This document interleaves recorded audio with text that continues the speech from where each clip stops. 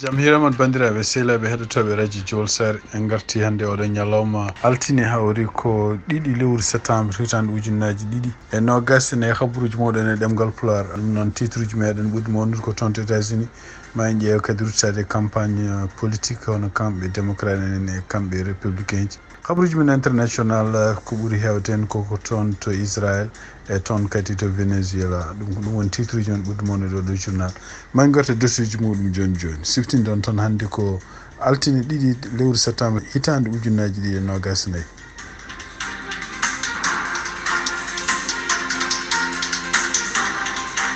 bandiraɓe sehlaɓe heɗotoɓe radio Jowol Sare jaam hiire moon hannde kadi ko ñalawma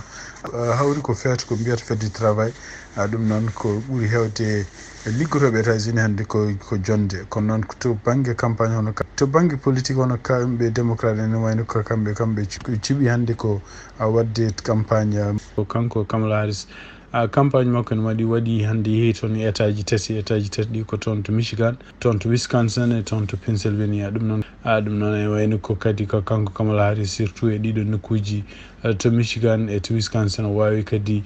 fottude yimɓe hewɓe sepannoɓe ko fati en liggotoɓe McDonald beele jobdelu men ɓeyde. ɗum noon wayno ko gueɗe ɗe o haali toon kanko Kamala Harris ko wiide wonde ko siftinde yimɓe tan liggotoɓe McDonald ɓe gurdam mumen no wayi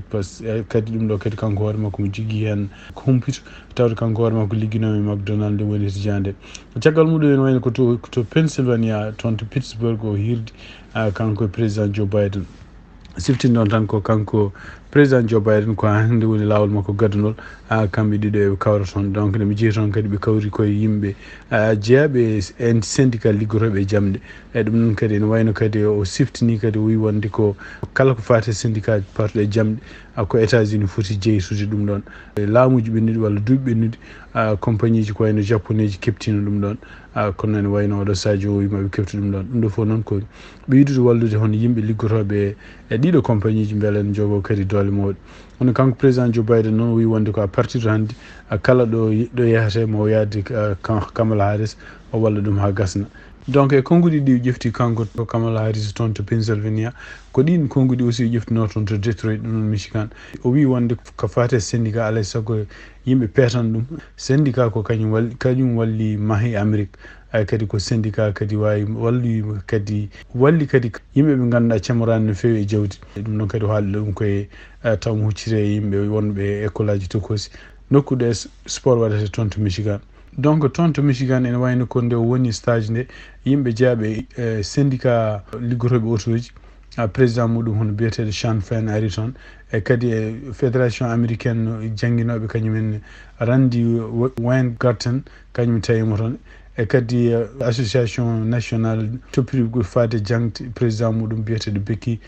Pringle. ɓeɗo fof ɗum ɗo fof ko syndicat ji garimo tawimo toon. siftinde tan ene wayno ko ngoɗo feeto hannde ngo mbiyata fête du travail ko hawri kadi ko en heddi 64 ñalawma ko addi élection ngaji no puɗɗo en États-Unis élection ngaji général. ɗum noon ko ɗum woni ko kanko Kamala Harris kanko hoore makko o haali o wi wonde ko wayno o wi ko Donald Trump kañum hoore mum ko neɗɗo ɗo jawiɗo yimɓe liggotoɓe neɗɗo mo yiɗa syndicat ji neɗɗo mo yiɗa kadi wiyete liggotoɓe droit ji mumen neɗɗo kadi mo ganduɗa henna ko ceɓɓitiɗo no fewi. o wi donc ene wayno ene jarani ɗum yeyde kala bénéfice aji famille aji joguino pour yeeya ɗum yimɓe joguiɓe kalis billionnaire uji sehla muɗum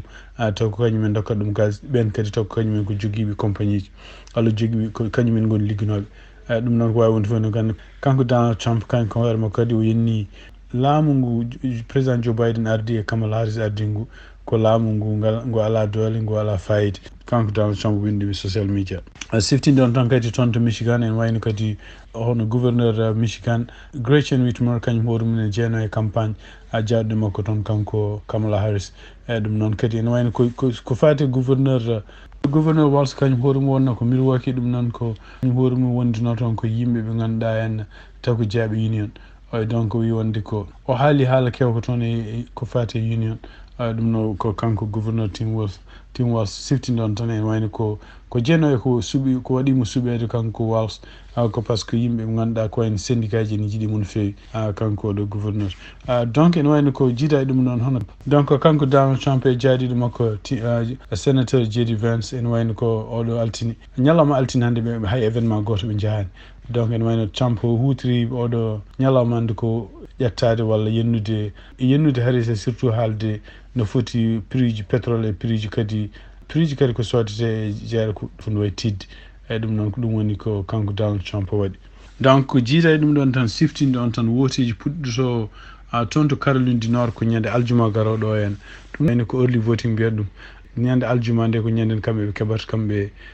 toon to Caroline du Nord wotiji mabɓe puɗɗoto en pour yimɓe yiɗɓe wodde law ɗum noon en wayno ko hawnaki caggal muɗum kadi jonti ɗiɗi caggal muɗum kadi won état ji goɗɗi ma ndew hen donc ko heddi tan e oɗo saha joni kono foti ñalawmaji keddi hadde 5 novembre ko 64 ñalawma donc siftinde on tan kadi ko ha hande hono kamɓe pottital mabɓe toon to ABC ñande 10 lewru septembre en wayno ala ko wayli hen taw campagne uji mabɓe kamɓe ɗiɗi foof kanko Kamala Harris e kanko Donald Trump ɓe continue haldude oɗo saha joni ko fati datuji patuɗe micro ji ɗi kono noon e wayno ko ñande 10 septembre woni ñande ɓe poti fottude toon to chaîne biyeteɗo ABC ko jiita e ɗum ɗo won sondage uji jaltuɗe e ñalawme ɗiɗon sondage uji kadi kollata koko mbiyata ɓurɗo yiɗede e tungnade kadi ABC ko haali mi wonde ko tuggi 23 août ha yettanima 27 août fati ɓurɗo yiɗede siftinde on tan kadi ha hande ɗum ɗo fof hawri koye caggal nde kamɓe convention mabɓe gasi kamɓe démocrate en donc so tawi ɓurɗo yiɗede tawi ƴeewama sondage uji ɗi fof ene wayno ko Harris jogui 46%, Trump jogui 33% pour yiɗede so tawi ɓurɗo wasde yiɗede donc mo wona favorable e noon Harris jogui ko 43%, Trump jogui 58%. ɗum ɗo kadi ko hunde so tawi kamɓe yimɓe wonɓe campagne mabɓe ƴeewi ɗum ɗon en mbawi ƴewde kadi hol peeje goɗɗe baɗeteɗen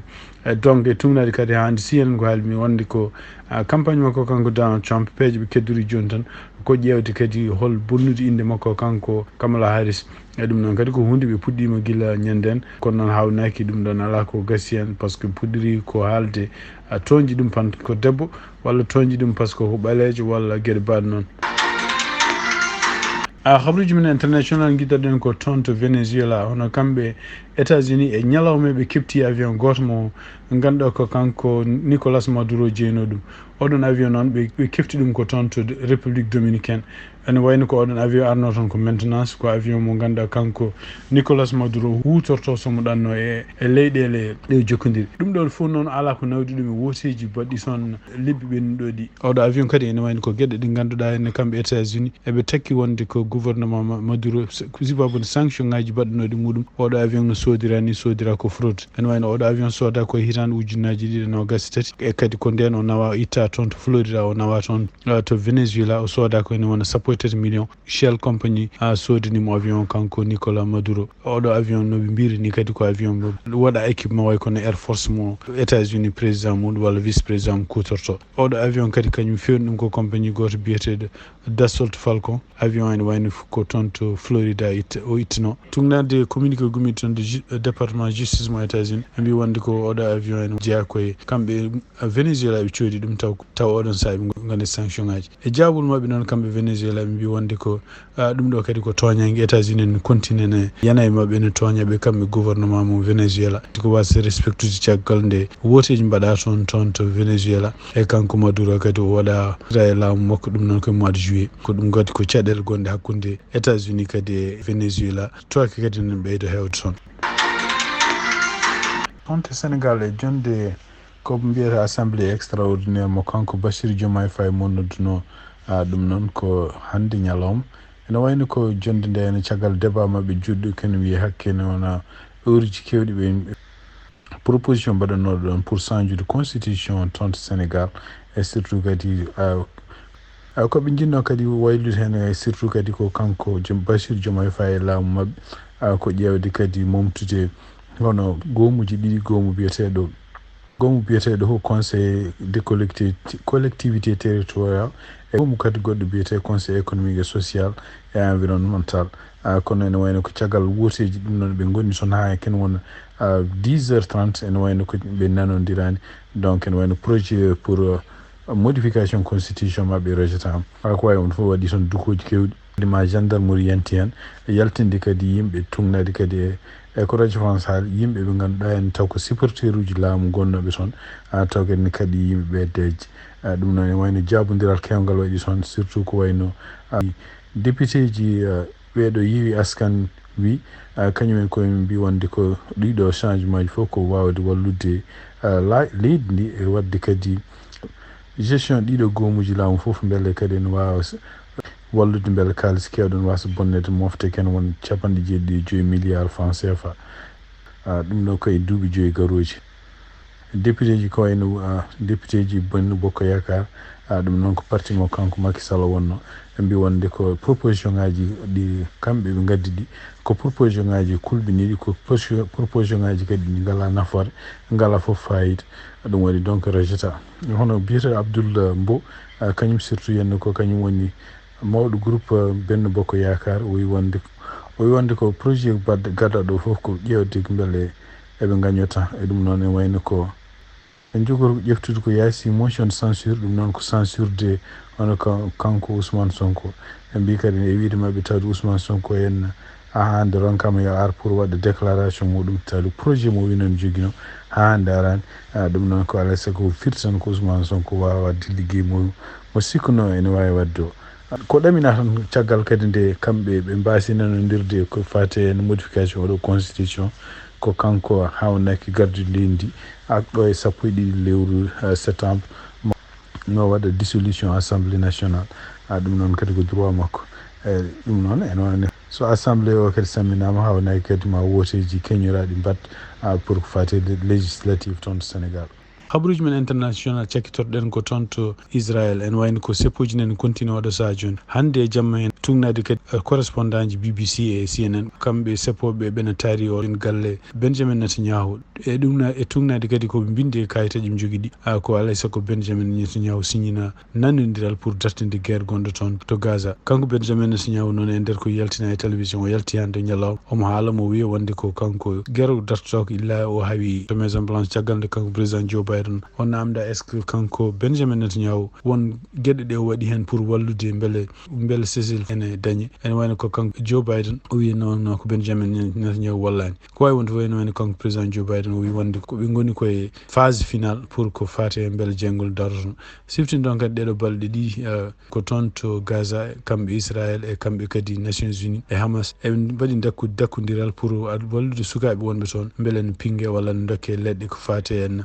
paludisme gonno toon kamɓe ɓeɗo haɓaɓe nandodiri ko kala ɗo sukaɓe ndendinte pour ne dokke ɗeɗon leɗɗe haareji mbaɗata ɗon ɗum noon ko tuggi tan subaka ha yettanima jamma ɗum noon ko heure uji ɗo haareji dartoɗi e ko kamɓe ɓeɗo tato donc Hamas Israël ene wonde kadi Nations Unies section maɓe toppitiri ko fate cellal bandiraɓe sehlaɓe heɗotoɓe radio Jowol Sago ɗi kabaruji min jogan noon hande ɗemgal Pulaar e oɗo ñallawma altine 2 lewru septembre tan ujunnaji ɗiɗi nogas nayyi yen mbaali jaam ha janggo on jarama.